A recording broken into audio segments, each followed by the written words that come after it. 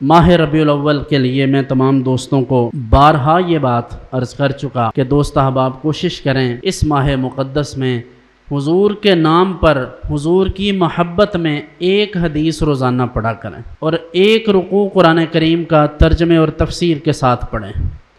قرآن کریم واحد حل ہے ہمارے مسائل کا۔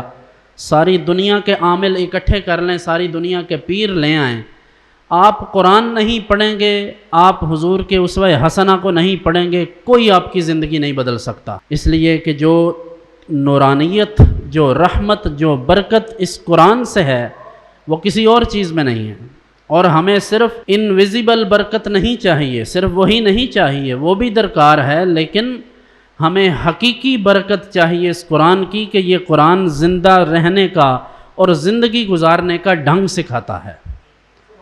اس لیے صرف تلاوت کافی نہیں ہے، تلاوت سے برکتیں ہیں، رحمتیں ہیں، اس کی تلاوت میں سحر ہے۔ آپ اس کے الفاظ سنیں، تلاوت کلام پاک سنیں تو آپ کی طبیعت پر رقت طاری ہوتی ہے، کیفیات بدلتی ہیں۔ سوچئے جس کو سطحی طور پر پڑھنے سے اتنی کیفیت بدلتی ہے، اگر اس کے معنی اور مطالب اور مفاہیم میں ڈوب کر اسے پڑھا جائے، پھر سمجھا جائے، پھر اسے اپنی زندگی میں اتارا جائے تو اندازہ کریں کتنی رحمتیں ہوں گی، کتنی تبدیلیاں آئیں گی۔ بدقسمتی سے ہم نے اس قرآن سے صرف مرنا سیکھا ہے۔ قاری صاحب کو بلا لو، بندہ جاں بلب ہے، سورۃ یاسین پڑھیں گے آسانی ہو جائے گی۔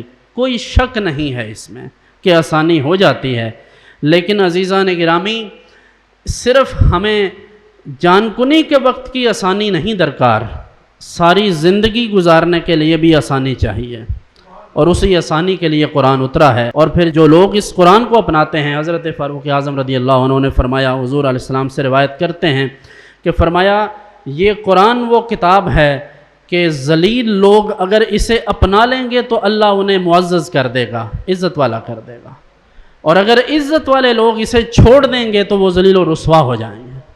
آج آپ دیکھ لیجئے اس قرآن کو چھوڑنے کا نتیجہ آپ کے سامنے ہے۔ نہ ہمیں جوتا پہننے کا ڈھنگ آتا ہے، نہ جوتا اتار کر 10-20 بندے کسی مجلس میں اکٹھے ہو جائیں جوتوں کی ٹینشن شروع ہو جاتی ہے۔ اس لیے مہذب اقوام وہ ہیں جو اس دنیا کے چال چلن کو سمجھتے ہیں، اور قرآن کریم نے اور احادیث طیبات نے مسلمانوں کو جو رہنمائی عطا فرمائی ہے وہ دنیا کے کسی مذہب نے نہیں دی۔ دنیا کا کوئی مذہب اتنا بڑا کلیم نہیں کرتا کہ جو بچے کی پیدائش سے لے کر اس کی پرورش اور حضانت کے مسائل، اس کی رضاعت کے مسائل، نکاح و طلاق کے، بیع و شراء کے مسائل، زندگی کے ایک ایک پہلو کے معاملات، کوئی ایسا مذہب نہیں ہے جو ان تمام چیزوں کو ڈسکس کرے سوائے اس دین اسلام کے۔